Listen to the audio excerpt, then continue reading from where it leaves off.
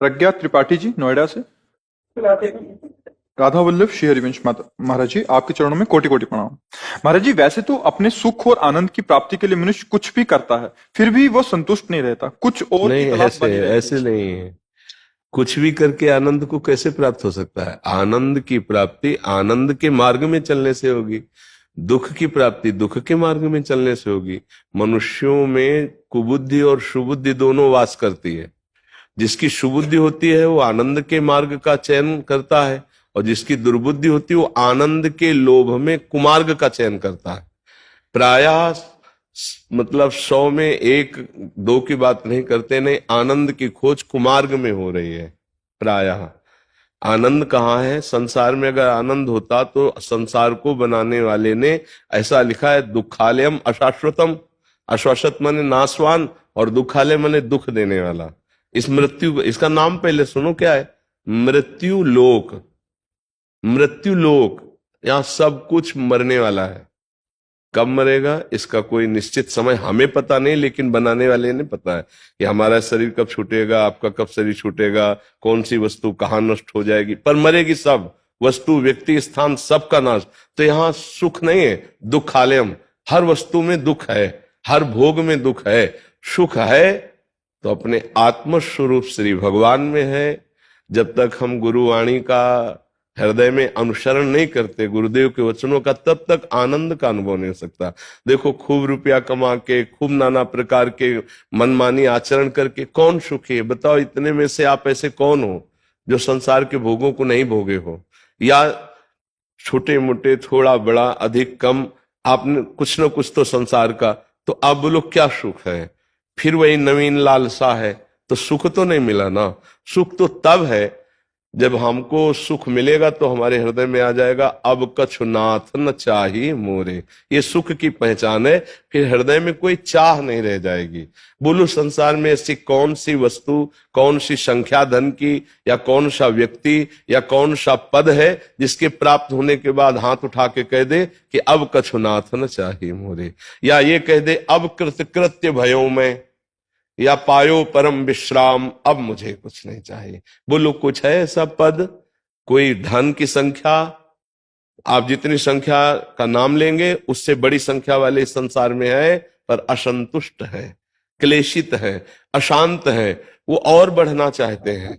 जिनकी अरबों की संपत्ति है वो खरब में पहुंचना चाहते हैं, वो और आगे बढ़ना चाहते हैं। किसी को विश्राम नहीं। विश्राम है तो जो नाम जापक है, गुरुमुख से मिला हुआ नाम, बस वही विश्राम प्रदान करता है। भगवान के नाम रूप लीला धाम, ये विश्राम का हेतु है। तो आपको समझ में आ रहा है? उसी का हम वर्णन कर रहे हैं कि सच्चा सुख गुरुमुख से मिला हुआ नाम, उसी को जपो। फिर धीरे धीरे देखो, जो असत आचरण है उनमें खुद अरुचि हो जाएगी। अभी महत्व है उनका, अभी उनमें सुख बुद्धि है। अगर आज का सत्संग सुना हो किसी ने, इनमें से सुना है किसी ने? सुना है ना? यही था। आपका चिंतन ही आपको भोगों में सुखानुभूति कराता है। यदि आपका चिंतन ना हो तो भोगों में सुख नहीं है, पक्का। अगर आपका भगवत चिंतन चालू हो जाए तो अभी घृणा होनी शुरू हो जाएगी। अच्छा, कौन सा ऐसा सुख है? संसार में सब सुखों को तीन में बांध दिया गया है। पूरे विश्व के सुखों को एक बांध लिया गया काम भोग में, एक धन के, और एक यश कीर्ति मान नाम प्रतिष्ठा प्रणाम नमस्कार, तो उसे कहा गया कंचन कामिनी कीर्ति। तीन ही में बांध दिया गया है, और तीनों को लगभग लगभग सब कोई। कौन सा सुख है भाई? क्या सुख है? देखो, शरीर क्या है? जब आप विवेक से देखो तो क्या है शरीर? ऊपर से चमड़ी लगी हुई नहीं, गंदी गंदी है, गंदगी भरी हुई है। अच्छा, जिन भोगों को हम भोगना चाहते हैं वो सब गंदगी के द्वार हैं। विवेक से देखो, सकुचाने की जरूरत नहीं। अच्छा, जो हम खा रहे हैं वो सब गंदगी बन रहा है। यहां है कौन सा सुख भाई? सोचो, कौन सा सुख है? और इसी में हमारा पूरा जीवन जा रहा है। ऐसा भ्रम होता चला जा रहा है, इतनी राक्षसी बुद्धि पैदा होती जा रही कि जिस शरीर को हम बड़ा प्यार करते हैं, ऐसे ही दूसरे शरीरों के साथ हम कैसा बर्ताव करते हैं। सोचो, किस लिए? केवल हमको ये भ्रम हो गया कि ये सुख है, तो उसको कितना हम लूट लें, बस पापाचरण शुरू हो गया। क्या ये विश्राम है? क्या ये सुख है? देखो ना, थोड़ी देर का 5 मिनट 10 मिनट का गलत चिंतन हमसे ऐसे आचरण करा दिए कि पूरे आजीवन कारावास या फांसी की सजा। कितनी बड़ी गलती हो गई, हमारी सोच खराब हो गई, हमारा चिंतन खराब हो। तो वही आनंद ढूंढ रहे हो तुम, जिस आनंद की खोज कर रहे हो वो वही है। ये देखो, इसका परिणाम देखो ना, जितने रोग हैं, जितनी जेल है, सब उसी से भरी तुम्हारी आनंद की खोज में। इसका मतलब दिशा तुम्हारी गलत है। तो फिर लौटो, गुरु चरणों का आश्रय लो और उनके द्वारा दिए हुए नाम से आप फिर प्रकाश पाओगे कि ये इस आनंद का मार्ग है। और आनंद कहीं बाहर नहीं, आप चाहे जहां घूम आओ, कहीं आनंद मिले तो हमें बताना कि हमको यहां आनंद मिला। आनंद मिलता है आपके हृदय में। अगर यहां आपको आनंद मिल रहा है ना, तो आपके हृदय में बात सुनकर शीतलता हो रही, तो अंदर मिल रहा है आनंद, बाहर नहीं है। यही एक ऐसा आदमी आ जाए जो पापाचरण करने वाला हो और संतों से द्रोह करता हो, वो देखकर बैठे बैठे जलेगा, उसको बिल्कुल आनंद नहीं मिलेगा। और आप श्रद्धा से आए हो कि हम भगवान के भक्त के पास चलते हैं, संत के पास चलते हैं, तो आप श्रद्धा से वचन सुन रहे हो, तो आपके हृदय में आनंद हो रहा है। आनंद के लोभ से ही तो बैठे हो, यहां नहीं बैठे हो। तो आनंद कहां आ रहा है? बाहर नहीं है, वो आपके अंदर है। ऐसे ही यदि आप नाम जप करेंगे तो सही रास्ता अंदर से नाम आपको दिखाएगा कि जो घट घट व्यापी परमात्मा तत्व है वो अंदर ही आनंद का समुद्र है। आप डूब जाएंगे, किसी भी बाहरी भोग की जरूरत नहीं पड़ेगी। इसी की खोज के लिए मानवदेह मिला है, चाहे स्त्री शरीर हो चाहे पुरुष शरीर हो। पर हम लोगों की दिशा गलत हो गई। जिधर दुख है, जिधर फसाव है, जिधर नर्क है, जिधर दुर्गति, उधर हम जा रहे हैं। रुपये से सुख, शरीर से सुख, भोगों से सुख ना किसी को मिला है, ना मिल रहा है और ना मिलेगा। अभी वो केवल भूल भुलैया में, इसलिए सोच रहा मैं बहुत सुखी हूं। लेकिन परिणाम की तरफ देखो, जिस दिन शरीर छूटने वाला होगा तो जितने संबंध सब छूट जाएंगे, शरीर छूट जाएगा, कमाया हुआ धन, व्यवहार सब छूट जाएगा। अब जाना आपको अकेले हैं, अब आपके पास क्या रहा? अगर नाम जप नहीं किया तो आप कोरे के कोरे खाली हाथ जा रहे हो, केवल पाप कर्म और पुण्य कर्म लेके भोगोगे जाके। इसलिए सुख की खोज के लिए सबसे पहले गुरु का वर्ण करो। गुरुदेव के द्वारा दिए हुए उपदेश, उनका नाम, वो आपके जीवन को रास्ता दिखाएगा, अंदर का रास्ता दिखाएगा। भगवत मार्ग बाहर दौड़ने का नहीं है, ये अंदर चलने का मार्ग है। अगर समझ पा रहे हो आप तो समझ पा रहे हो, क्योंकि ये अध्यात्म है। अगर बाहर दौड़ने से भगवत प्राप्ति हो जाती तो चलो दौड़ा जाए, कहां चला जाए? कोई हमें बताओ कहां? इससे बड़ा कोई भगवत क्षेत्र होगा जहां बैठे हो? इसका नाम वृंदावन है। ब्रज 84 कोस भगवान की स्वयं लीला भूमि, भगवान अवतार लिए लीला की। आप सच्चाई से देखो, अगर भजन नहीं करते तो घूम आओ, आपको क्या आनंद मिलता है? डोसा, पकौड़ा, चाट, गोलगप्पा, संसार के दृश्य, यही सब आप देखोगे। आप प्रभु का आनंद नहीं ले सकते यहां भी। और भजन करते हो ना, तो कहीं भी बैठ जाओगे तुम्हें आनंद प्राप्त होगा। हाँ, यहां भजन के परमाणु, भजन करोगे तो अत्यधिक आनंद प्राप्त होगा, लेकिन भजन नहीं करोगे तो तुम्हें आनंद की अनुभूति नहीं होने। बोलो आपको क्या आनंद की अनुभूति होगी? अगर भजन नहीं है तो वृंदावन में आप क्या आनंद ले सकते हो? आप बताओ। प्रभु से प्रेम नहीं है, भजन नहीं है, तो आपको क्या आनंद दिखाई देगा? आपको बस ये दोष दर्शन होगा कि यार यहां भी ऐसे लोग हैं, यहाँ और बढ़िया गरम गरम धुआं उठ रहा है, आप डोसा बनवा के खा लो, चाट पकौड़, बोले बड़ा आनंद है वृंदावन में। क्या पाए वृंदावन में आके? पाए क्या? वृंदावन का आनंद तो यह है कि एक कोने में कहीं बैठ करके यमुना किनारे या किसी लता के नीचे आंसू बहाते हुए नाम में डूबते, प्रभु के चिंतन में डूबते, या बिहारी जी के सामने जाके रो रो करके उनके क्या हो भाग्य आज मुझे। पर बिहारी जी से बात करने की ताकत कहाँ है? बिहारी जी से प्रार्थना करने का मन कहाँ है? वो तो भोगों में भाग रहा है। हाँ, ऐसा जरूर हो सकता है कि मैं इस समस्या में फंसा हूं, निकाल दो तो मैं तुम्हें इतना भोग लगा दूंगा, ऐसा जरूर कह सकते हो। अनंत ब्रह्मांडों के स्वामी, उनको तुम्हारे भोग की जरूरत नहीं। तो हम लोग गलत दिशा को जा रहे हैं सखी, सही दिशा गुरु प्रदान करता है। तो गुरुजनों का आश्रय लेकर नाम जप करें, विचार पूर्वक देखें कि आज तक हमने खाया पिया भोगा सब, लेकिन उसमें सुख कहां है? तो अब जो बची है उम्र, उसको सत्कार्य करते हुए नाम जप लो। बस नाम जप नहीं है तो कुछ नहीं। हमारा ये मतलब जोर से चीख चीख करके पुकार कर कहना है, चाहे जो साधना कर लो, यदि नाम जप नहीं है तो परिणाम में कुछ नहीं है। ये हम खूब अनुभव की बात। तो सब लोग नाम जपने में कोई पैसा नहीं लगता, कोई हम पवित्रता का उसमें नियम नहीं। जो नाम प्रिय हो, जैसे अपने लोग वृंदावनवासी राधा राधा राधा, उठते बैठते चलते फिरते हर समय नाम। नाम का मतलब है भव समुद्र में हमें बढ़िया जहाज मिल गया, बैठ गए पार हो गए। नाम रूपी जहाज में बैठकर हम पार हो गए। तो नाम को पकड़ लो तो बढ़िया आनंद प्राप्त होने लगेगा। नाम नहीं है तो फिर जीवन में कुछ नहीं। ये है सब घूम घूम करके वो माया ही है। नाम जब करो तो मायातीत स्थिति प्राप्त हो जाएगी, अन्यथा नहीं। हम बड़े बड़े सिद्ध महापुरुषों के अनुभव की बात कहते हैं। आपको समझ में आ रही बात? नाम जप करते हैं? हाँ, नाम जप ही सच्चे सुख का मार्ग है। नहीं तो आप खुद हमें बताओ, इतना जीवन हो गया, क्या सुख है? कोई फाइनल में तृप्ति तो नहीं हुई ना कहीं। न धन से तृप्ति, न भोगों से तृप्ति, न जीने से तृप्ति। हर जगह अतृप्ति ही है। मरना कोई नहीं चाहता है। कोई नहीं चाहता मेरा काम हो गया, मैं शरीर से कोई मतलब नहीं रखता। ऐसा वही कह सकता है जिसे भगवान का साक्षात्कार हो गया है। अभी अभी अगर मरने की बात आ जाए तो अभी घबराहट पैदा हो जाएगी। मरने का संकेत आ जाए, कोई रोग, कोई भयानक असाध्य, तो अभी होश उड़ जाएंगे। नहीं उड़ जाएंगे? क्यों? क्योंकि हमने मरने की तैयारी नहीं की ना, इसलिए होश उड़ जाएंगे। अगर अभी तैयारी फिट है तो सच्ची कहते हैं, जैसे संतों की होती है ना, तो तैयारी फिट होती है। हम लोग बिल्कुल तैयार हैं। बोले अमुक प्लेटफार्म नंबर पर गाड़ी आ गई है, अटैची उठाई चल दी। हमको पता है हमारा कौन सा प्लेटफार्म है, हमको पता है किस गाड़ी में बैठ रहा हूं, हमको पता है कहां जाना है, और हमको पता है हमारी वहां पहले से व्यवस्था है। मृत्यु से डर इसीलिए लगता है, आपको पता नहीं कहां जाना है, आपको पता नहीं कि आपकी क्या व्यवस्था है, क्योंकि आपने कभी मृत्यु की तैयारी ही नहीं की है। सच्ची बात देखना, इसीलिए डर लग रहा है। क्योंकि इससे प्यार किया ये छूटेगा, और इसके संबंधियों से प्यार किया वो छूटेगा, इसके लिए जो एकत्रित किया वो छूटेगा। अब ये बात कहां समझ में आती है? आ जाए तो अभी सच्चे सुख में डूबने के लिए रास्ता दिखाई दे कि ये है सच्चा सुख। असत सुखों से वैराग्य तब कहीं जाकर के भगवान में अनुराग होता है। इसलिए नाम जप करो, अच्छे आचरण करो, और रोज प्रभु से प्रार्थना करो कि मेरा मन नाम जप में लग जाए। बस आपसे यही मांगते हैं। अगर ये बात बन गई तो सब बन गए। जी। हरि प्रकाश जी झांसी से। राधा वल्लभ श्री हरिवंश महाराज जी, हरि नाम प्रभात फेरी में जाता हूँ, वहां राधा नाम के अलावा प्रभु के अन्य नाम लिए जाते हैं। अनन्यता के कारण उनमें चित्त की स्थिति न होने के कारण या महाराज जी वो लेना अनुचित है, ये ऐसा कह रहे हैं दूसरे पर्व से? अनुचित तो कदापि नहीं है। अनन्यता की प्रियता में स्वाद नहीं मिलता है।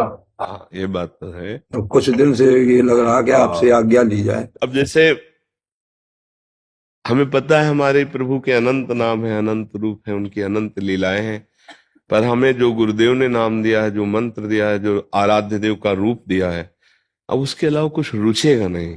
हाँ, बहस भी द्वेष भी होने लगता है। हाँ, अगर उन लोगों से बोलोगे राधा राधा होना है तो वो नहीं, ये भी चतुरता भक्त को रखनी चाहिए कि अपने हृदय की निष्ठा व्यक्त नहीं करनी चाहिए।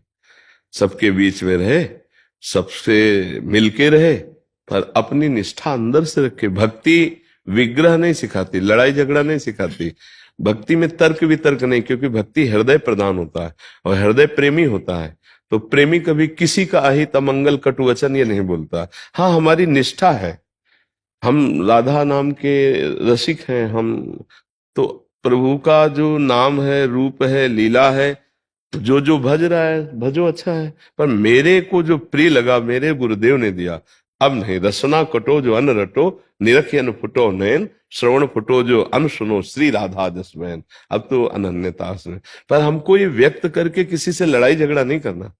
अगर ऐसा करते हैं तो फिर आपकी भक्ति में बाधा आ जाएगी। हाँ, अंदर से तो शांत रहिए, किसी से कहने की जरूरत नहीं। पर वो जरूरी है आपकी बात का, हम समर्थन करते हैं कि रुचि नहीं रहती, फिर अन्य रुचियां नहीं रह जाती। जब अनन्यता आती है तो फिर अन्य, देखो गोस्वामी तुलसीदास जी कह रहे हैं, बने तो रघुवर ते बने, और बिगड़े तो भरपूर तुलसी औरन ते बने, ता बनिबे पे धूर। ये अनन्यता आ ही जाती है उपासक के हृदय में। जब वो कृपा पात्र बनता है तो ऐसी अनन्यता आ जाती है। बाबूलाल जी राजस्थान से। गुरुदेव राधा राधा। राधा वल्लभ श्री हरिवंश महाराज जी, राधे राधे। गुरुदेव, मुझे निरंतर नाम जप करने का अभ्यास करते हुए 1 साल से अधिक समय हो गया है, और आप जो सत्संग में जो बोलते हैं उसको अपने आचरण में उतारने का भी अभ्यास कर रहा हूं। गुरुदेव, एक इच्छा हमारी बहुत है और इसका समाधान केवल आप ही कर सकते हैं। मुझे संतों का संग कैसे मिले, संतों की सेवा कैसे मिले और भक्तों का चरित्र कैसे सुनने को मिले? मैं बहुत इससे हाँ, अब ये बड़ी कृपा है जो आपके अंदर ये इच्छा जागृत हुई है, पर इस इच्छा की पूर्ति भगवान की कृपा के बिना नहीं होती है। जब द्रवहि दीन दयालु राघो तो साधु संगति पाइए। भगवान जब द्रवित होते हैं तो भक्तों का संग, संतों का संग मिलता है, नहीं तो प्रायः कुसंग ही बहुतायत है। सत्संग मिलना बड़ा कठिन होता है। सत्संग का मतलब होता है जहां केवल भगवान, केवल भगवान, बस, न कंचन, न कामिनी, न कीर्ति, न कोई मान, न सम्मान, केवल भगवान की बात, केवल भगवान से ही मिलने की बात, केवल भगवान से ही प्रेम की बात। ऐसे संतों का समागम मिलना बड़ा कठिन है।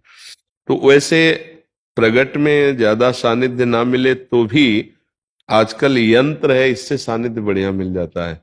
गुण दोष में संसार है, तो जैसे मोबाइल है, इसमें एक बहुत बड़ा गुण भी है कि हम नाम जप, नाम कीर्तन, सत्संग, ये सब हम उससे सीख सकते हैं। मोबाइल में आप जिसका चाहो उसका सत्संग सुन सकते हैं। तो प्रगट में संतों का सानिध्य हम ले सकते हैं मोबाइल से।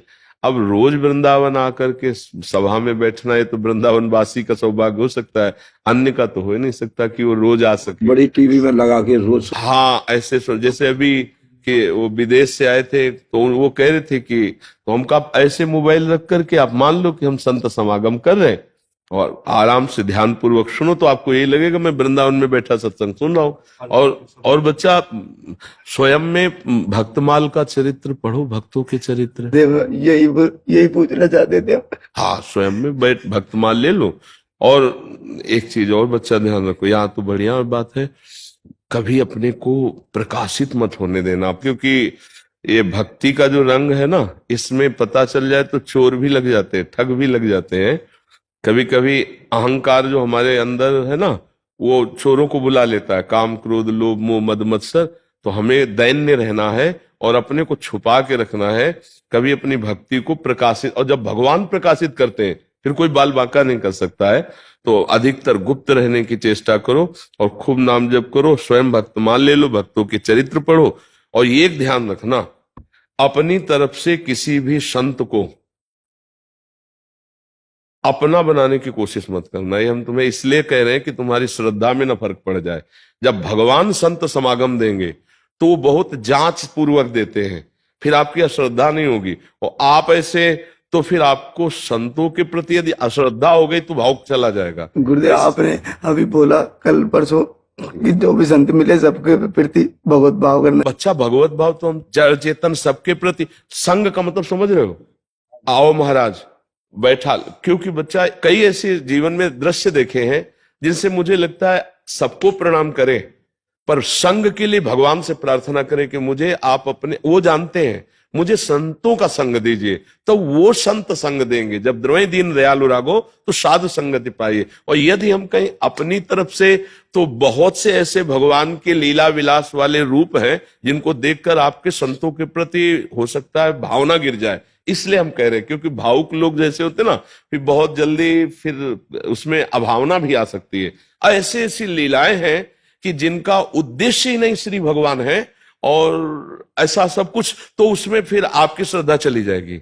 या तो फिर इतनी निष्ठा हो कि हमारा कभी दोष दर्शन ही नहीं होगा, चाहे जैसा व्यवहार करें, पर ऐसे व्यवहारों में फिर दोष दर्शन होने लगता है। तो इसलिए दोष दर्शन ना हो, अपनी तरफ से परिचय मत बनाओ और भगवान से प्रार्थना करो कि मुझे संत समागम दीजिए। तो वो जब संत समागम देंगे तो बहुत, जीवन में हमारा ये नियम रहा है, हम अपनी तरफ से किसी की प्रशंसा सुनकर कभी नहीं गए, कभी नहीं गए। जीवन बचपन से मतलब एक निष्ठा रही है कि मुझे श्री भगवान जरूर मिलाएंगे। अगर भगवान का प्रेमी भक्त है तो मेरे हृदय में जब तक प्रेरणा नहीं होगी तो हम अपनी तरफ से कभी नहीं है साथ। और जब प्रेरणा हुई तो जहां देखा है वहां बिल्कुल 100% वाला देखा, 100%, 99 नहीं।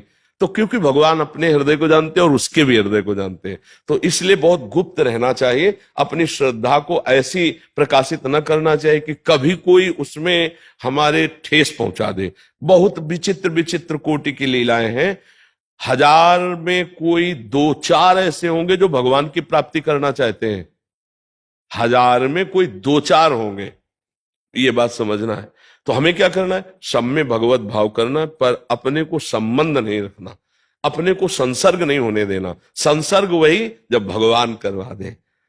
तब हनुमान जी से विभीषण जी मिले तो कहा मोहि भा भरोसा हनुमंता, बिनु हरि कृपा मिले नहीं संता। इसलिए पहले से सावधान कर रहे कि बच्चा कलयुग है, बड़ा विचित्र रूप है। अपने भाव को, जैसे तुम्हारे निर्मल भाव है, फिर तुम्हारे भाव में ठेस पहुंच जाएगी तो तुम्हें फिर हर जगह वही दोष दर्शन होने लगेगा। एक जगह जल जाए ना तो फिर सबसे घृणा होने लगती है, और वो जीवन का बहुत नाश का स्वरूप होता है। इसलिए बहुत सावधान रहे, कहीं अपनी श्रद्धा प्रकाशित न करे, और जब भगवान प्रकाशित करेंगे जिसके प्रति, वो अटूट होगी, क्योंकि वो भगवान के द्वारा दी है। समझ पा रहे हैं आप हमारी बात?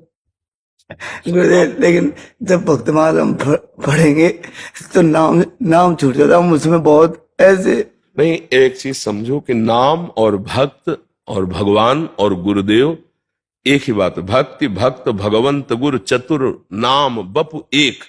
अगर हम भक्त चरित्र पढ़ रहे तो नाम में है, संत सेवा में है तो नाम में है, ठाकुर सेवा में है तो नाम में है, क्योंकि हम सुन रहे हैं ना, वो भगवान के प्रेमी भक्त हैं। इनमें भेद नहीं माना जाता। तस्मित तज्जने भेदाभावात, भगवान और भगवान के जनों में अभेद स्थिति होती है। तो उस समय नहीं सोचना कि नाम छूट गया। गुरुदेव, अब मैं बिल्कुल कोरा कागज आपके पास भर के आया हूँ। अब आप मुझे जो आदेश कर दो, मैं वैसे बिल्कुल वैसे ही चलूंगा। तो जो आपको बता रहे हैं उसका चिंतन कीजिए और नाम जप कीजिए, ठीक है? राधा राधा नाम। हाँ, राधा राधा नाम जप कीजिए, ठीक है? सतनाम कौर जी, प्रणाम महाराज जी। गुरु प्रदत्त गुरु मंत्र का जाप ज्यादा से ज्यादा करने का प्रयास करती हूँ। जब भी मैं लंबी गहरी श्वास लेकर गुरु मंत्र का अभ्यास करती हूँ तो 15-20 श्वास के बाद ही जब अपने आप श्वास ना चलकर ख्याल में चलने लगता है। आज्ञा चक्र में बहुत वाइब्रेशन रहता है सारा दिन, थोड़ी थोड़ी देर बाद। क्या ये सही है महाराज जी? नहीं, आप क्या मतलब ख्याल का तात्पर्य क्या कहना चाहते हैं कि आपका मंत्र स्वतः चलने लगता है? हाँ, तो कहने की जरूरत नहीं। और आज्ञा चक्र में मान लो यहाँ की बात कर रहे हो जी। जब हमारी एकाग्रता होती है तो सारा खेल यहीं से होता है ना, आज्ञा चक्र से। तो ये एक वाइब्रेशन का मतलब जैसे एक कुतकुताहट सी होती है, एक चेष्टा सी होती है। तो ये कोई अभी सिद्धावस्था का स्वरूप नहीं है। और कभी अब प्रकाशित भी मत करिएगा, किसी को कहिएगा नहीं, क्योंकि भक्ति के इन भावों को छुपाया जाता है। पर वो निरंतर जब बिना प्रयास के, जैसे हमारा दिल धड़क रहा है, हम धड़का नहीं रहे हैं, श्वासें हमारी आ जा रही हैं, हम इसका प्रयास नहीं कर रहे हैं।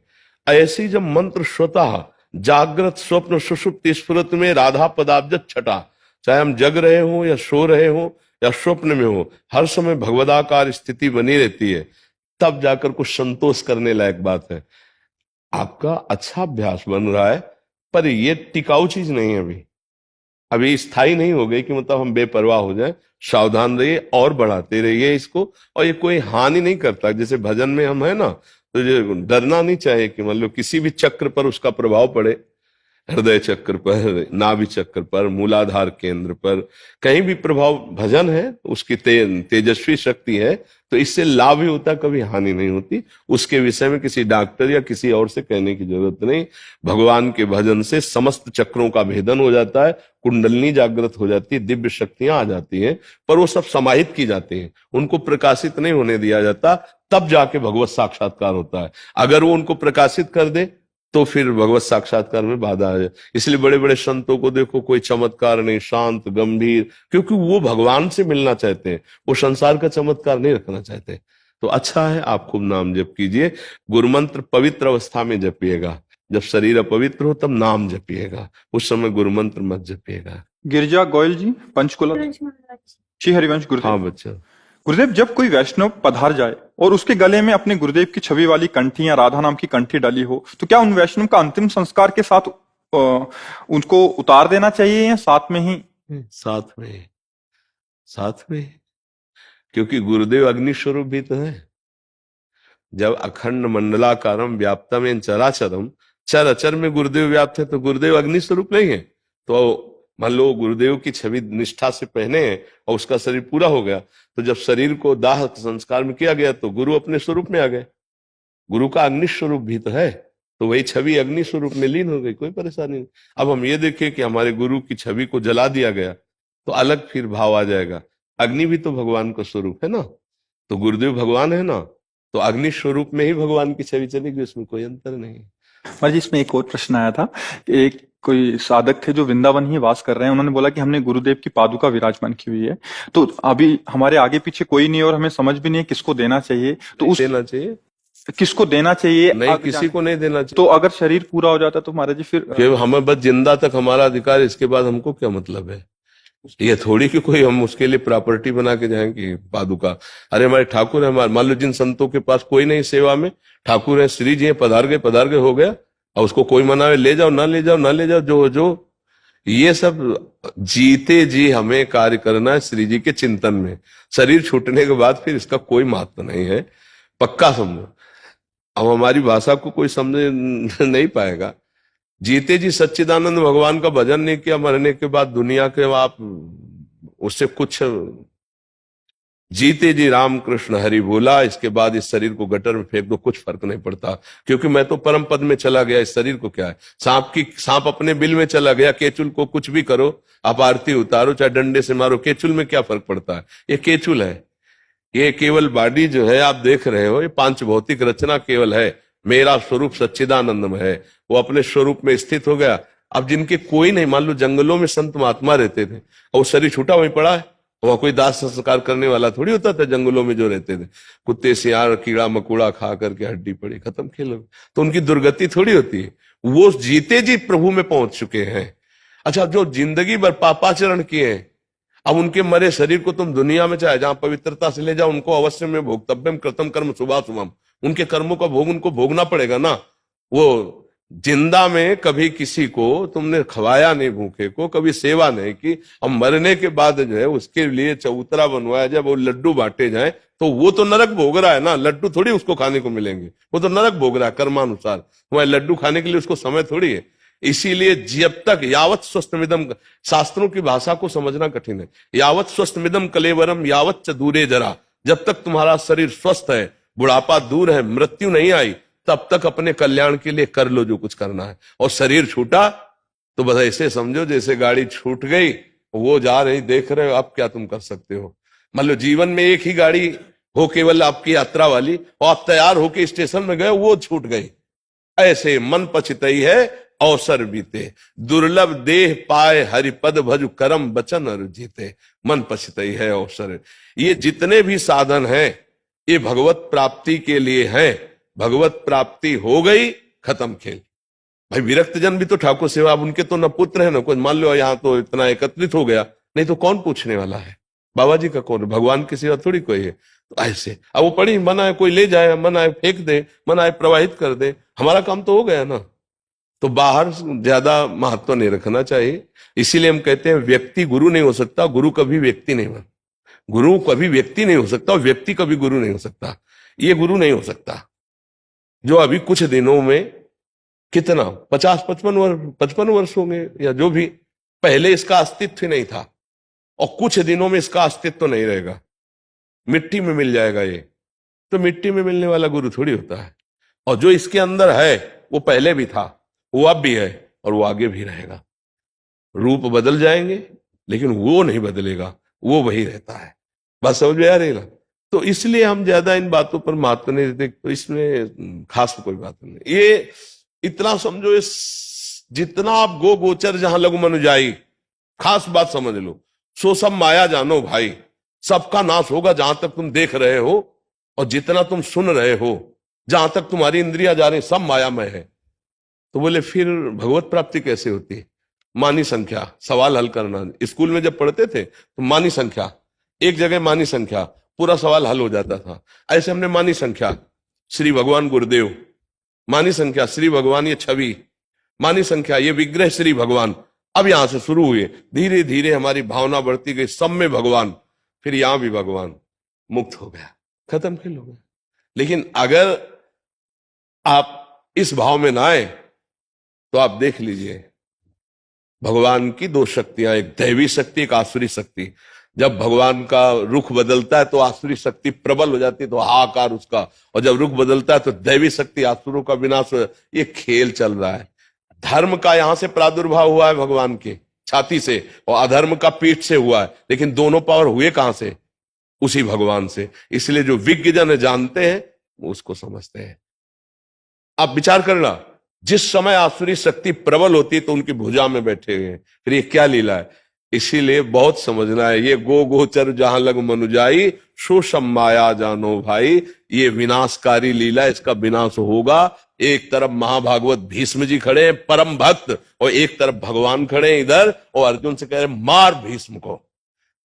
बोले ऐसे विजयी नहीं हो सकते, धनुष बाण जब तक नहीं रखेंगे। बोले शिखंडी को सामने कर। और है कौन? वही इष्ट श्री कृष्ण जिनका रात दिन भजन भीष्म करते हैं। हरि की लीला को समझ पाना बहुत कठिन लीला है। इसलिए जितना कुछ तुम देख रहे हो सब विनाशकारी है, सबका विनाश होगा।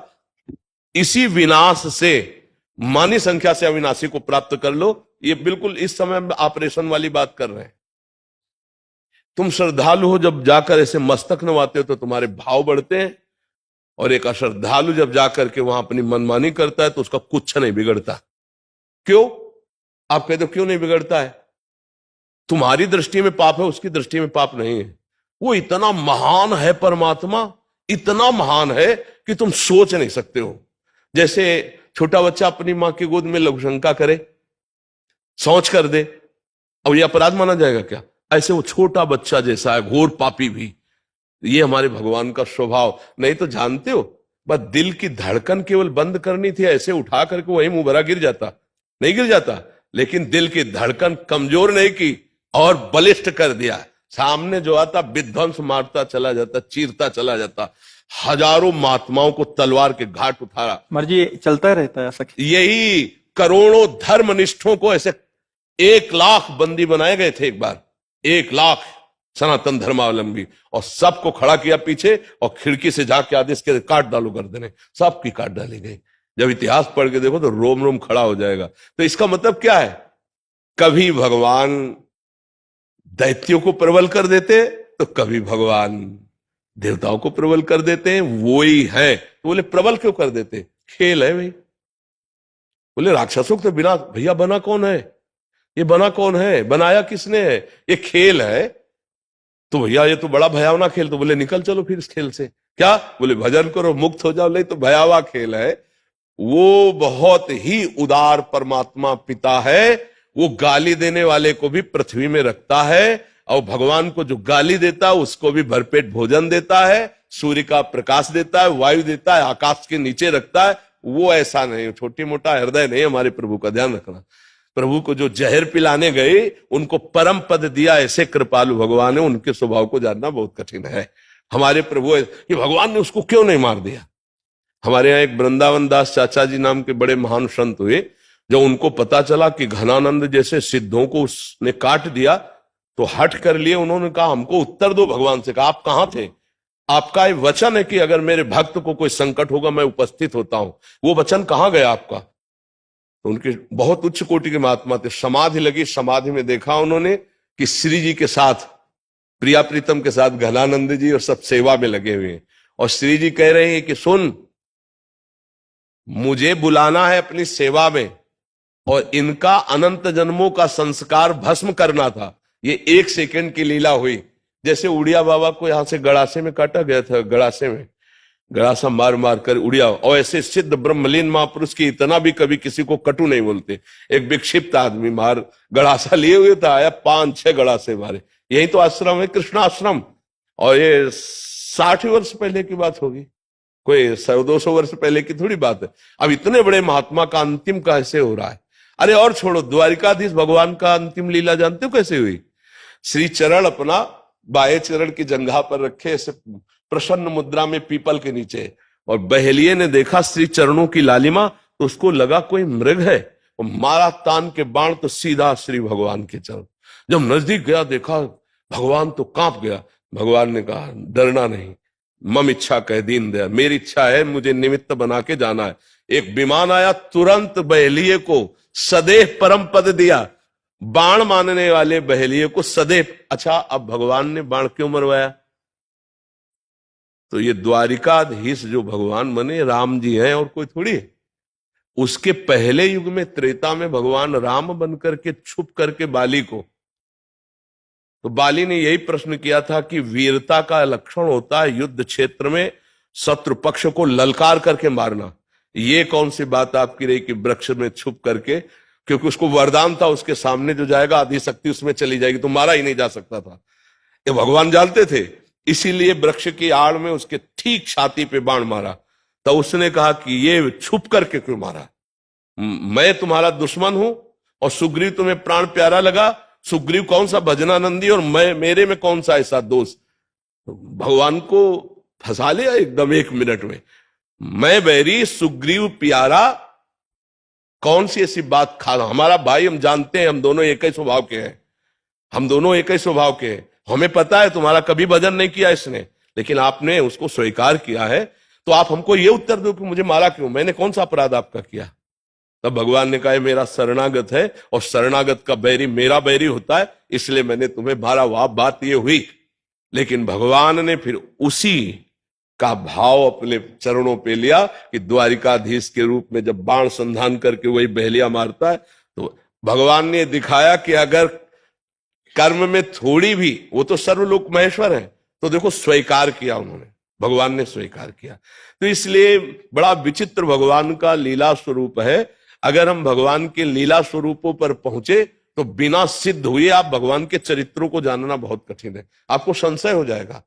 ये एक जगह तो भगवान कहते हैं कि मेरे भक्त का बाल बांका भी कोई नहीं कर सकता, और एक जगह 22 बाजारों में मार कोड़े खाल खींच ली गई ठाकुर हरिदास जी की, केवल इस बात पर नाम जप कर, नाम कीर्तन करते थे। तो विपक्ष जो अन्य धर्मावलंबी थे उन्होंने कहा कि तौबा बोलो और इसको स्वीकार करो, हमारे धर्म को नहीं। पर उन्होंने कहा नहीं, 22 बाजारों में मार कोड़े उनकी खाल खींची। तो इसलिए हमें लगता है नाम जप करे, भगवान के आश्रित रहे, और बिना भगवत प्राप्ति के इन राशियों को नहीं जाना जा सकता। भगवान के राशियों को तभी जाना जा सकता है सोई जाने जे देव जनाई, जानत तुम्हें तुम्हें हो जाए। इतनी प्रार्थना है कि भगवान के लीला चरित्रों में ये जरूर ध्यान रखना कि एक ही भगवान नाटक कर रहा है। दैत्यों में आसुरी शक्ति और देवताओं में दैवी शक्ति दोनों वही है, दूसरा नहीं है। इसीलिए वो अपने आप से अपने आप को मिटाता है, अपने आप से अपने आप का सृजन करता है और अपने आप से अपने आप का पालन करता है। ये जो जान गया वो कभी भ्रमित नहीं होगा, नहीं तो भ्रम तो हो ही जाएगा कि ऐसा क्या यार, भगवान का भक्त होने पर भगवान ने उसकी रक्षा नहीं की। कई ऐसे पॉइंट आते हैं, जैसे मतलब प्रश्न करे कि हम तो थोड़ा भजन करते थोड़ी परेशानी हो जाएगी, तुम थोड़ा भजन करते हैं जिंदगी हो गई। जब से सुधी 13 वर्ष की अवस्था में सुधी जागृत होती है तब से बाबा जी बने और भजन पूरे जीवन हो गया, तो आप कहोगे लाभ क्या मिला परमाणु? ये लाभ मिला कि पूर्व जन्मों के कर्म का पाप दंड ये है और मेरे भजन का प्रताप है कि ऐसी स्थिति में भी मैं मस्त हूं। और आखिरी बात, अब हमारा अंतिम जन्म है, फाइनल, अब मैं अपने प्रभु के पास जा रहा हूं। अब वो जब बुला ले बिल्कुल तैयार बेग है हमारी, प्रभु के पास जा रहा हूं। तो ये निर्णय तब हम ना बताएं तो तुम कैसे जानोगे? जैसे हम तुमसे कहते हैं नाम जप करो बड़े सुखी रहोगे, तो आप कह दो कि आप ही सुखी होके दिखाओ, लेकिन ये क्या है? अनंत जन्मों का पाप भगवान भस्म करके अब मेरी अंतिम गति होने जा रही। जैसे भीष्म पितामह जी 6 महीना बाणों की सैया पर पड़े, अब वो काब खत्म। ये रहस्य समझना बड़ा कठिन है। अगर ये रहस्य समझ लो तो भक्ति के सूरवीर हो जाओगे, नहीं तो बहुत कठिन है। फिर ये लगेगा कि यार भगवान पता नहीं है भी कि नहीं, सहायता करते कि नहीं। तो ये तो तुम्हें प्रगट में दिखाई दे रहा है, लेकिन प्रभु हमें कितना प्यार कर रहे हैं हम तुम्हें कैसे बताएं। हर समय हमको ऐसा आनंद बना रहता है। अब कैसे उदाहरण दे, ऐसा समझ लो जैसे नौजवान का ब्याह होना हो तो कैसा फूला रहेगा, ऐसे लाख गुना हमको आनंद रहता है हर समय आनंद ऐसा। अब बस शरीर छूटने का इंतजार है कि कब शरीर छूटे और अपनी प्रियाजू से मिलूं जाकर के, अपनी श्यामा श्याम से मिलूं जाकर। ये मिला है जीवन में, ये तो छूटेगा आज नहीं तो कल छूट। इसीलिए ये आज चर्चा चल पड़ी पता नहीं भगवान की कैसी इच्छा से। तो ये सुख और दुख ये कर्मों का भोग है और इन सब का नाश करके भगवत प्राप्ति ये भजन का फल है। तो एक चीज ध्यान रखना, जब शरीर निर्माण हुआ था उस समय 2 चीजें रखी गई थी, पाप और पुण्य का फल, ये हमें भोगना पड़ेगा। जो हमारे पूर्व कर्म जमा है वो, और जो आगे नए हो गए वो दोनों क्षमा हो जाएंगे और इसे हम भोग लेंगे और हम भगवान को मिल जाएंगे। ये सिस्टम अगर समझ में लाया तो बड़े बड़ों को अश्रद्धा हो जाती है। एक आए थे, उन्होंने कहा कि हमारे को भगवान की भक्ति में बहुत प्रियता थी, एक ही लड़का था, और भगवान ने उसे उठा लिया। आज से हमारी भगवान से अश्रद्धा हो गई, पर एक बार आपके पास आया हूं, भगवान ने ऐसा क्यों किया हमारे साथ। अब उनको कैसे बताएं कि वो जीव आया ही केवल इतने समय के लिए, इसमें भगवान का दोष नहीं। उस जीव को मनुष्य योनि में केवल पुत्र रूप में आपको भोगना है दंड। वो आएगा, इतना समय दिया और चला गया, वो जीव अपने कर्म का भोग भोग रहा है। अब श्रद्धा करके भगवान की प्राप्ति कर लो या अश्रद्धा करके दुर्गति कर लो, ये तुम्हारा विषय है। अभिषेक जी दिल्ली से। जय जय श्री हरिवंश। श्री हरिवंश महाराज जी, आपके चरणों में दंडवत प्रणाम। महाराज जी, मैं जब जब निश्चय करता हूं कि मैं भक्ति में दृढ़ होकर चलूंगा, तब तब मुझे बाहर की प्रतिकूलता तो नहीं, भीतर की प्रतिकूलता पूरा हिलाकर रख देती है। नहीं, चाहे बाहर की हो चाहे भीतर की, प्रतिकूलता या अनुकूलता दो ही आते हैं। या तो इतनी अनुकूलता आ जाती कि भगवान को भूल जाओ, या इतनी प्रतिकूलता आती है कि धर्म से चलने से डर जाओ। अब ये खिलवाड़ तो है नहीं ना भगवान की। देखो, पहले तो ये समझना है, भगवान के भजन के मार्ग में चलने का मतलब है भगवान के पार्षद पद की योग्यता धारण करना। देखो, पद है सब, जैसे ब्रह्मा का पद है ऐसे हरि पार्षद पद है, तो हरिदासत्व पद है।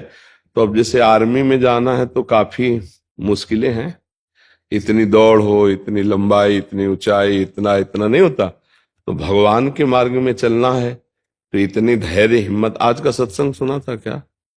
पहला श्लोक वही था कि इतने धैर्यवान बनो कि लोक में तुम्हारी निंदा हो, तिरस्कार हो, अपमान हो, तो भी तुम अपने मार्ग से डगमगाओ नहीं। इतने धैर्यवान बनो कि परिवार तुम्हें छोड़ दे, तुम्हारे शरीर की दुर्दशा है, रोग ग्रसित है, कोई पानी देने, तो भी मेरी हिम्मत नहीं टूटेगी। हम बोलेंगे राधा राधा राधा राधा राधा, तो भी भगवत प्राप्ति पक्की है नहीं? देखो, एक वो आए थे आर्मी के योद्धा योगेंद्र सिंह यादव परमवीर चक्र। हाँ, तो अब उनके एक तरह से वो मृत प्राय हो गए थे, लेकिन उन्होंने अंतिम सांस तक के लिए अपने राष्ट्र के लिए गोली चलाई। मार बड़े बड़े तमगा और उनका आदर, तो प्राणों की बाजी लगाने वाले का ही तो पद बनता है नहीं? तो अब इतना तो धैर्य रखना ही पड़ेगा कि अंदर से चाहे हमें विकार परेशान करें प्रतिकूल, और चाहे बाहर से कोई व्यक्ति, हम अपने मार्ग में अटल रहेंगे और उसको हम परेशान नहीं करेंगे। खास बात इस मार्ग के पथिक में ये होती कि आप हमको गाली दीजिए पर हम आपको गाली नहीं देंगे, आप हमारा बुरा करें पर हम आपको बुरा चाहेंगे भी नहीं, आपका मंगल चाहेंगे। आप हमको दुष्ट कहिए, हम आपको भगवान के भाव में देखेंगे, तभी हमें वो परम पद मिलता है। इसलिए धैर्यवान बनो, और अंदर के कोई भी विकार बिना आपके दस्तखत के आपको गिरा नहीं सकते, पक्की बात है। जब आप दस्तखत करेंगे मन के साथ कि हाँ ये कर लिया जाए, तो फिर आपको गिरा देंगे। तो आप सतर्क रहिए, तो अंदर के विकार जलाएंगे।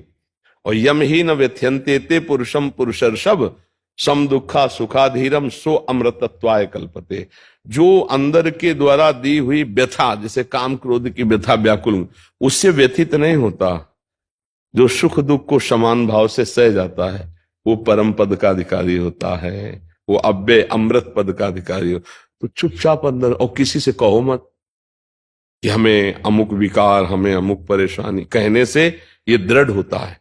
शांत, कैसे हो? अच्छा है, कृपा है, वो तुम्हारे मन में हो रहा है और वो जल जल के ठीक हो रहा है, बिल्कुल मत बोलो राधा राधा राधा। जो मन की परेशानी उसको वहीं रहने दो। और राधा, अश्रद्धा पैदा हो जाती है अंदर बहुत ज्यादा, मतलब ये बहुत घातक है। अपने मार्ग में अश्रद्धा नहीं होना चाहिए, ये घातक है। हम लड़ाई करने चले और फिर हमें राष्ट्र पे अश्रद्धा हो जाए तो फायदा क्या है? हम अपने पक्ष को ही भूल जाए तो मतलब क्या रहेगा? फिर तो गड़बड़ हो जाएगा, फिर गड़बड़ है। बात समझना है। तो काम क्रोध मोह मद के प्रति श्रद्धा हो गई और भक्ति के प्रति अश्रद्धा होगी, तुम्हारे जाओगे। नहीं महाराज जी, बहुत समझाता हूँ मन को, पर नहीं। समझाने की क्या जरूरत? श्रद्धा समझाने का विषय थोड़ी होती। माँ होती है, उसको समझाने की थोड़ी जरूरत कि माँ है। अरे माँ तो माँ होती है, वहां सिर्फ चरण छुए जाते हो, अम्मा कहा जाता है। और वो कड़वे स्वभाव वाली है, अच्छे स्वभाव वाली है, थोड़ी देखा जाता है। ऐसे हमारे भगवान भगवान है, श्रद्धा का संबंध भगवान से है। हमारे प्रभु प्रभु हैं, वो हमें सुख दें या दुख दें, ऐसा मान लो। हमको सहना और आगे बढ़ना है। तो आगे पता चल जाएगा कि जैसे सूर्य के द्वारा कभी अंधेरा नहीं किया जा सकता, ऐसे मंगल भवन भगवान के द्वारा कभी अमंगल नहीं हो सकता। भगवान का नाम है मंगल भवन अमंगल हारी। तो अमंगल के अश्रद्धा का देखो आकाश पे तुम थूकोगे तो तुम्हारे मुंह पे छिट्टी आएगी, आकाश तक तो पहुंच पाएगी नहीं। अश्रद्धा करोगे तो तुम्हारा पतन हो जाएगा, भगवान का तो कुछ बिगड़ेगा नहीं। भगवान से क्यों अश्रद्धा करो? हमें कारण बता दो कि ये अश्रद्धा का कारण है भगवान। भगवान ने कृपा करके मनुष्य दे दिया, बुरे आचरणों का संस्कार तुम डाल रहे हो, बुरा चिंतन तुम कर रहे हो। भगवान की फिर भी कृपा देखो कि साधु संग दे रहे हैं, है नहीं? वृंदावन आए, साधु के संग में बैठे हो, तो भगवान के ऊपर तो कृपा करके श्रद्धा कर लो, क्योंकि वो कृपा ही कृपा कर रहे। अश्रद्धा करो तो अपने ऊपर करो, ये तो बात समझ में आई। पर भगवान के ऊपर अश्रद्धा करने को तो मुझे समझ में, सच्ची कहते हैं अनंत माताओं जैसा दुलार लेकर। हम कई बार कहा है माइक से सत्संग में कि यदि भगवान का प्यार मुझे ना मिला हुआ होता तो हमारा कुछ जिद्दी स्वभाव रहा है, तभी हम इस मार्ग में चल पाए हैं। जिद्दी स्वभाव, चाहे जितना कष्ट, चाहे जितना हमें कदम आगे बढ़ाना है। ऐसा नहीं कि तुम्हें विकार सता रहे हो और संतों को आते ही नहीं, ऐसा नहीं है। तो भगवान विकार बचाने वाली युक्ति देते हैं, विकार में फंसकर नष्ट होने वाली भगवान नहीं, ये माया बुद्धि देते हैं। तो अश्रद्धा माया पे करो, भगवान पे नहीं। महाराज जी समझाता हूँ मन को, मतलब एक दिन तो समझ में आता है, अगले दिन फिर वही सोचने नाम जप करो, समझाने की ज्यादा चेष्टा न करो, सब समझ आ जाएगी। राधा राधा राधा राधा राधा राधा राधा राधा राधा, उसकी एक लफ्ज सुनो मन की, सब ठीक हो जाएगा।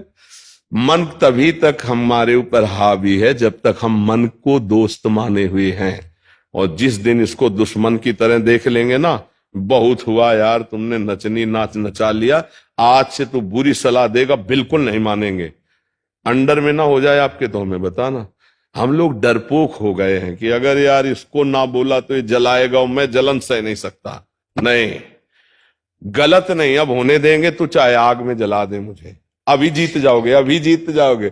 हम लोग जलन बर्दाश्त नहीं कर पाते। जब हम मन को मना कर देते ना कि ये यार गंदी बात है, हम नहीं करेंगे, अब वो जहां जलाना शुरू किया तो 1 मिनट 2 मिनट 3 मिनट फिर लगता है कब तक जलेंगे यार, चलो यार खा ही लेते हैं, देख ही लेते हैं, भोग ही लेते हैं, मार दिया।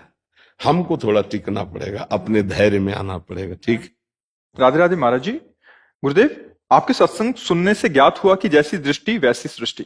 महाराज जी, मेरा प्रश्न यह है कि मैं अपने आप से बहुत परेशान हूँ, विकारों से भरी हुई हूँ। महाराज जी, मेरा हर किसी के प्रति दोष दर्शन हो जाता है और फिर द्वेष। आप ही नहीं परेशान, पूरा विश्व परेशान है, अपने से ही परेशान है। मनी राम परेशान किए, सबको नहीं परेशान किए, मन है। और आप ही विकार से थोड़ी, पूरा विश्व विकार में है। जो भगवान का आश्रय लेकर गुरु भगवान की आज्ञा से भजन करते हैं, और जितना भजन करते उतने निर्विकार होते हैं। गुरुमुख से नाम लेकर के, गुरु आज्ञा से जो खूब नाम वाणी में लगे हैं, खूब वाणी जी का श्रवण गायन करते हैं और नाम जप करते हैं, वही उतने निर्विकार होते चले जा रहे हैं। सबके हृदय में विकार है। अच्छा, हमारे हृदय में विकार है तो हम सबको विकारी ही देखेंगे, पक्का समझो। तो हमारे भाव को ठीक करने के लिए नाम और संतों के वचन, दो ही औषधि है। सत्संग सुने और नाम जप करें तो हम ठीक हो जाएंगे, पक्का ठीक हो जाएंगे। हम सब उसी से ठीक हुए हैं। और अगर सत्संग और नाम जप नहीं है तो इसके लिए कोई आयुर्वेद में औषधि नहीं है, ना एलोपैथिक में कोई इंजेक्शन है कि इंजेक्शन लगा दिया गया तुम्हारा भाव बदल गया, या दवा खवा दी गई तुम्हारी बुद्धि बदल गई। ऐसा नहीं। इन सब का प्रभाव स्थूल शरीर पे पड़ता है, मन पे कोई फर्क नहीं पड़ता। मन को शुद्ध करने के लिए औषधि है सिर्फ नाम। नाम जितना नाम जप करोगे उतना ही मन पवित्र होगा, जितना सत्संग सुनोगे उतने नाम में रुचि होगी। सत्संग, साधु संग और नाम जप, दो से ही परम कल्याण होता है, मन निर्विकार होता है। जी, क्या प्रश्न है? महाराज जी, हर किसी के प्रति दोष दर्शन हो जाता है और फिर द्वेष भाव बनने लगता है। महाराज जी, मैं खुद को रोकने की बहुत कोशिश करती हूँ, पर सभी में भगवत भाव करने का भी प्रयत्न करती हूँ, लेकिन हार जाती हूँ। हाँ। हे गुरुदेव, जैसे कि आप कहते हैं कि गुरु बल से सभी विकारों पर जीत हासिल हो सकती है, आपकी इस बच्ची पर अपनी कृपा बल। आप ये मत सोचे जैसे चित्रों में नहीं बना होता कि ऐसे संत के हाथ से निकला तेज और खोपड़ी में चला गया, ऐसे नहीं बना होता फोटो में या फिल्मों में दिखाते हैं ऐसे किए। आ रहा है क्या तेज? नहीं, किसी के आ रहा है क्या? वो फिल्मों में होता है, हाथों में नहीं होता है। समझ रहे ना? वो वाणी में संतों के होता है। गुरु का बल जानते हो क्या होता है? उनके द्वारा दिया हुआ नाम, उनके द्वारा दिया हुआ मंत्र। आजकल जो है नौटंकी नाटक पे ज्यादा विश्वास किया जाता है। अरे कोई कोई तो जबरदस्ती हाथ में लिपट जाते हैं कि हाथ धर दो। ये हाथ धरने से कुछ होता है क्या? कुछ नहीं होता, कुछ नहीं होता। नहीं तुम जितने लोग हो सब डरवा के मैं बताओ क्या होता है? कुछ नहीं होता। नाम जप करो, राधा राधा राधा, सब कुछ हो जाएगा। गुरु का बल है नाम। जो गुरुदेव ने नाम दिया वो गुरु ने अपना बल दे दिया। अब जितना नाम तुम जपो नहीं, मनमानी आचरण करो, तो गुरु कृपा फिर कहाँ उतरेगी? गुरु कृपा तभी उतरेगी जब आप बात मानना। देखो, अगर बात मानो तो अभी आप सत्संग में सुना कि सब में श्री भगवान है, तो यदि आपकी दोष दृष्टि जाती तो आप ये सूत्र क्यों नहीं लागू करते? यद्यप मुझे गंदा दिखाई दे रहा है, गंदी बात कर रहा है, पर इसमें है तो प्रभु ही। अंदर से हम क्यों ना ऐसा सोचे? और जहां ऐसा सोचना शुरू किया तो निर्मल भाव आना शुरू हो जाएगा। अब बात ना मानो तो फिर हम कह रहे हैं ना कोई इंजेक्शन है, ना कोई औषधि है, और ना कोई ऐसे वैसे है। जो बोर्ड बना के नहीं टांगे जाते कि ऊपर से किसी महात्मा के हाथ से तेज आ रहा, प्रवक्ता के ऊपर पड़ रहा है, नहीं ऐसे ऊपर, तो वो केवल डिजाइन में है, सच्चाई में नहीं। ऐसे सच्चाई में संतों का तेज उनकी वाणी से निकलता है और श्रवणेन्द्री के द्वारा जाकर हृदय के मल का नाश करता है। बंदो गुरुपद कंज कृपा सिंधु नर रूप हरि महामोह तम पुंज जासु बचन रविकर निकल।